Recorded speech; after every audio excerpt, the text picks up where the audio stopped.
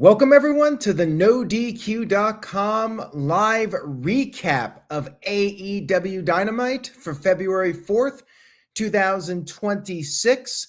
Shout out to everybody watching this, whether it's live or on demand. I appreciate your viewership and support. We have AEW Grand Slam coming up in just over a week. We had some build up for that show. Let's break it down. We opened up Dynamite with pre-match promos similar to what we saw on Saturday night's main event way back in the day, going back to the 80s. MJF cut a promo, said that Brody King was going to be homeless after beating him. And then Brody said he'll hurt MJF so bad that MJF will not be able to talk his way out of it. And then Kenny Omega talked about Andrade, said he hadn't forgotten about the attack from when Andrade returned. And then Don Callis talked about his men's matches and said that Omega was going to stomp a hole in Omega and leave him for dead. We had our first match of the evening, which was the Death Riders, Jon Moxley, Pac, and Danny Garcia against Konosuke Takeshita, Joshua Alexander, and El Clone. Now, in the beginning of the match, Don Callis' family worked over Pac. I guess Death Riders were the good guys in this one. Moxley then tagged in, went at it with Takeshita. They traded shots back and forth. El Clone came off the top rope but got hit with a cutter. And then Moxley delivered a stomp to Takeshita, but Josh Alexander broke things up, and everybody was in the ring at this point. Daniel Garcia had tagged in, and he was triple teamed by the Don Callis family, but managed to kick out. However, it was not to be for him, as Takeshita shortly after that pinned Garcia with the Raging Fire. Pretty basic match here, just to set up Takeshita as the challenger for Jon Moxley's championship. Whatever happened to that Takeshita face turn? I'm still wondering what's the deal with that, but he'll be facing Moxley coming up at the Grand Slam show in Sydney, Australia. And yes, the Death Riders never die. Backstage, Swerve Strickland and Prince Nana were interviewed and asked about where things are going for Swerve after losing to Andrade last week, and Nana said that they are not going to lose focus. More on that later. There was a video package for Will Ospreay, but the announcers made it clear they still do not know when he will be back. However, the fact that they're showing this video package makes me think the return is coming sooner than later. When are they announcing All In London tickets, by the way? You would think that whenever tickets are going on sale for that, they would talk about Ospreay and try to get people to buy tickets for Ospreay's comeback. We'll see what happens. I feel like the last time they ran Wembley, they had the tickets on sale like a year in advance, and they haven't put the tickets up yet. So interesting. Next up, we had Orange Cassidy and Toni Storm in a squash match. Not much to say about it, just a showcase for the Orange Cassidy and Toni Storm tag team. Next week, I think it's Grand Slam actually, they're going to be doing a hair versus hair match with Marina Shafir, and they cut this post-match promo. Well, Toni did, and basically said she's going to look like a penis if she has to shave her head. And she talked about how terrible it would be to have her head shaved. And she's the comedy here was that Luther, who's bald, was standing right there. We had Gabe Kidd and some other guy. My apologies for not knowing his name. I think it's Connor or something. These two guys attacked Darby Allin in a parking lot, and they put him in the trunk of a car and then drove off. More on that in just a few moments. The next match was Hangman Adam Page versus Mark Davis. Now, last week, Mark Davis lost his partner, Doyle, so he was by himself here against Page. No chance Page is losing this one, but Davis held his own. They traded chops. Davis gained the upper hand for a while. Page tried to powerbomb Davis on the announce desk, but could not do it. And then Davis charged at Page, but hit the barricade. And then Page jumped off the balcony that was near the barricade. This was in a theater. They ran Dynamite in, I think it's the Palms Theater in Las Vegas or Paradise, whatever region it is. I know it's the Strip is part of Paradise, not the actual city of Las Vegas. But yeah, it was a theater, and there's a balcony literally right by the barricade, and Page did this moonsault. He got Davis back in the ring, hit another moonsault, but Davis kicked out. And then they went back and forth a little bit. Davis delivered a pretty cool-looking lariat, but couldn't finish off Page. And then Page hit the Deadeye, did a pile driver on the ramp, and then got Davis back in the ring and finished him off with the buckshot lariat to get the 1-2-3 victory. Pretty straightforward here. Like I said, Page wasn't going to be losing to Davis. And then after the match, Page cut a promo, said he hopes to see Kenny Omega at Grand Slam. Page has now advanced to the Grand Slam match, and the winner of that will face the world champion at Revolution. Page vowed to take his title back at Revolution. And then we had Kenny Omega versus Andrade in the other match to determine who's going to fight at Grand Slam for a chance to fight MJF for the World Championship. Pretty good match here with these guys. Andrade, he's been on fire since coming back, and he spoke with Don Callis a little bit, and then they traded chops. Omega caught him with a knee strike and then did a dive to the outside onto Andrade. He attempted a one-winged angel on the outside, but Andrade avoided it, and he suplexed Omega on the floor. He had some women in the front row that he was getting flirty with, posing with them. And then he did this corkscrew dive to Omega. After the commercial break, he put on the figure four. Omega escaped that, did the Snapdragon suplexes, and then he went for the avalanche one-winged angel, but Andrade reversed it with a power bomb. Andrade did the hammerlock DDT, and then they traded more shots, and then Andrade hit the back elbow. And at this point, Don Callis, he tossed the screwdriver into the ring so Andrade could use it.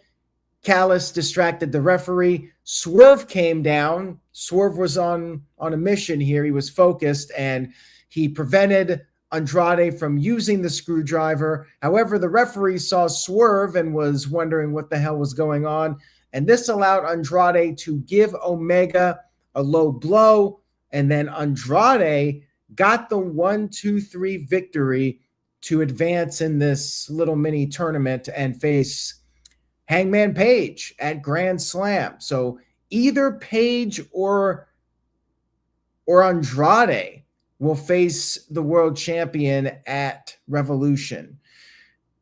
AEW's pushing Andrade. We'll see how far it goes, but Andrade being booked at the level of Swerve and Page and MJF, and we'll see how long it lasts.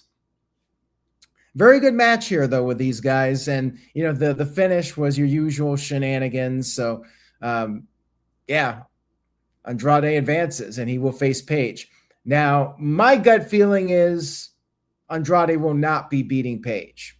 And we'll talk more about that in the coming days. Omega was not happy with Swerve, by the way, and security came out there, and things were getting heated. So I wonder if we'll see these guys having a match. I figured we were going to see Omega going up against MJF at Revolution, but obviously that's not happening now. We had our women's match. I guess Toni Storm was in a match earlier, so second women's match, we had Mega Bad, which is Penelope Ford and Megan Bayne, against the Babes of Wrath, the tag team champions, in an eliminator match. Basically, if the non-champions win, they get a future title match. Megan Bayne did this top rope Hurricane Rana to Willow and hit her with a suicide dive on the outside. That took Willow out for a while. Harley Cameron eventually got a hot tag and managed to hold her own against both of her opponents until Willow got back in there. Willow and Harley did this double suplex to Megan, but then Penelope Ford delivered a blockbuster to both of them. And then Megan threw Penelope into Willow. And then Megan and Penelope did this doomsday device and pinned Harley Cameron to become the number one contenders. So the tag team champions lose again. I'm not a fan of this, and I've said this before. I feel like champions should not be losing these non-title matches unless they have gone on a lengthy run without losing.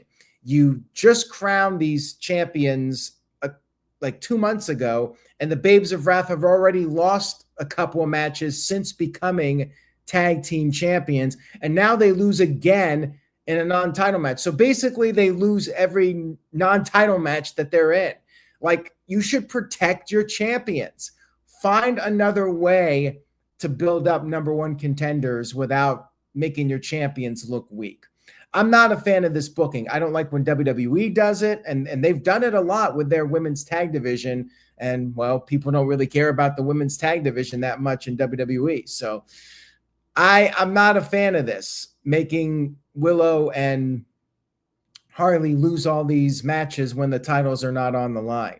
Like, keep your champions protected. Every once in a while, like if Willow and Harley are on this 6-month winning streak, then you could argue, okay, maybe we can do a scenario where they lose a non-title match. So I wasn't a fan of this. I don't like how they're booking the tag champs, or how Tony Khan is booking the tag champs, because he's the guy in charge. We had a backstage promo from Tommaso Ciampa, who is the new TNT champion. He beat Mark Briscoe on Collision, and it worked. They put the match on Collision, and I actually did watch the match live. First time I watched a match on Collision in a long time. I thought it was a very good match, but I didn't like the part when they were on the outside. Basically, they were getting close to the 20-minute time limit, and for whatever reason, Ciampa went to the outside of the ring with Briscoe. Like, you can't win the title on a countout, so what are you doing?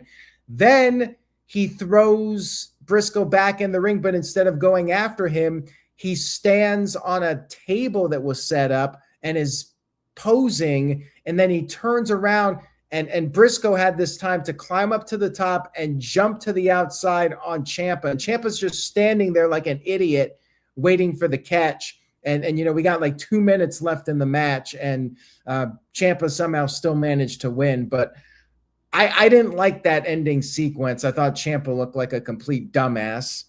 But beyond that, I'm happy for him that he won the title, as he should. You know, if he's coming in and getting a title match, he should be winning. Anyways, he cut this promo, and he's issuing an open challenge for Collision. But no drama or anything, because immediately after his promo aired, they revealed the opponent. But it's actually 2 opponents. So apparently 2 people can step up. Didn't know this was a thing. But apparently 2 people can answer an open challenge. What if 3 people want to answer an open challenge? What if 5 people want to answer an open challenge? Just curious, Tony Khan. Can 5 people answer an open challenge and it would be accepted? Just wondering. I guess if the champ is cool with it, it counts. So where are these other guys? Like, why aren't 4 or 5 guys answering the open challenge? This is one thing I don't like about open challenges. I always wonder why this guy and why not somebody else. And like, shouldn't there be like an assembly line of guys backstage wanting to answer an open challenge? Why isn't only one person usually? I don't know. It's weird to me. But, it's wrestling, so you kind of have to check your brain at the door with these types of things. So, yeah, it's going to be Claudio and Roderick Strong. In other words, Roderick Strong is there to eat the pin, as Matthew in the chat pointed out. That's on Collision. I probably won't watch that one. They got me to tune in once, but once is enough for me. I will watch Grand Slam, though. We had Ricochet, the national champion. Yeah, remember, that's a thing. The national title against Jack Perry. And Ricochet's been vocal on social media as of late. Check out NoDQ.com if you want to keep up to date on the Ricochet comments that he's been making. Ricochet versus Jungle Jack Perry. Perry went right after Ricochet, got in a lot of offense. Eventually, Ricochet took control. He slammed Perry onto the announce desk. And then after the commercial break, it went back and forth with them. Ricochet suplexed Jack Perry on the apron and gave him a DVD on the floor, got him back in the ring, attempted a low blow when he threw the title in the ring, trying to pick up the win that way, but Perry blocked it, hit a poison rana, diving DDT, and then a cutter, but Ricochet kicked out of all that, and then Jack Perry put on the snare trap submission. At this point, the GOA showed up, and Ricochet was able to recover, but then the Young Bucks showed up and attacked GOA, effectively evening the odds. But then Ricochet just sent Perry into the championship and picked up the 1, 2, 3 with the vertigo. Referee didn't see the title being used by Ricochet. So Ricochet beat him, despite the Young Bucks coming out there to help. Usually when the baby faces even the odds, the good guys win, but not this time. Ricochet's still champion. I mean, I don't care about the title. Means nothing to me. Just another, it really is a prop at this point, something for Ricochet to do. But, he's doing a lot better than he was in WWE, right? Then we had Gabe Kidd and the other guy, I think his name is Connor. Somebody tell me that guy's name. He's in there with another guy, his friend, and they're in the production truck. They're attacking the production guy and ordering them to show this footage of them driving a car, and Darby is being driven, dragged with a rope tied to the car. And then they cut the rope and then they just drive off. They leave Jack Perry in the desert. Feels like a WCW 2000 angle, if I'm being honest here. Clark Connor is his name. Okay. Yeah. Don't know anything about the guy. Apparently he's a New Japan wrestler. So yeah, they left Darby Allin in the desert, and we've seen this film before with Darby, where they drag him in the desert or throw him down a flight of stairs. It's Darby Allin. Welcome to Jackass. And then we had our main event, MJF versus Brody King, and this was after 10 o'clock Eastern, which was interesting. And as it turns out, it wasn't your standard match here. So immediately when the match started, Adam Page came out there, distracted MJF, and Brody King choked out MJF. MJF had his back turned to his opponent like a dumbass. I mean, yes, stupid heel, but he's the world champion. Roman Reigns would never be that stupid. Drew McIntyre would never be that stupid. Just saying, MJF, greatest world champion in wrestling, but those other guys would not be that dumb to turn their back on their opponent. So Brody King chokes out MJF, hits the cannonball, followed by the Gonzo bomb, and beats MJF in like 15 seconds. This was another eliminator match, and they did another scenario where the champion gets beat. But, MJF's basically the Miz. He's got the title, but he's pretty much a chump. And after the match, Andrade attacked Brody, but then Hangman Page came in with the buckshot lariat to Andrade, went for the buckshot to MJF, but MJF gave him a low blow. And then Brody gave MJF another gonzo bomb. And then Brody picked up the championship and won the match. Or he did win the match. He held up the championship and the show went off the air. And that was Dynamite. So Brody King officially gets his match. I guess we knew this was an obvious outcome, so they did the short angle here with the interference. I don't know. I'm not sure I'd have the world champion getting punked out like this, but hey, what do I know? I'm not the booker of the year. Tony Khan, I don't know what to tell you. All in all, I thought the show was okay. Bit of a step down from last week, but not terrible. It was okay. It was, to me, a very average episode of Dynamite. I probably give it a 5 out of 10. Nothing too great, but also nothing too terrible. I mean, I'm fine with MJF losing here. I mean, they did what they did, and I don't know. I mean, save me some time because I didn't want to really sit through a 15-minute match with Brody winning, which was the obvious outcome. So there you go. Thank you guys for watching. I hope you enjoyed the stream. If you did, give it a thumbs up and please spread the word about the NoDQ.com YouTube channel. Stay tuned to NoDQ.com for all the latest news and rumors. Say yes to NoDQ.com, and I will see you all next time.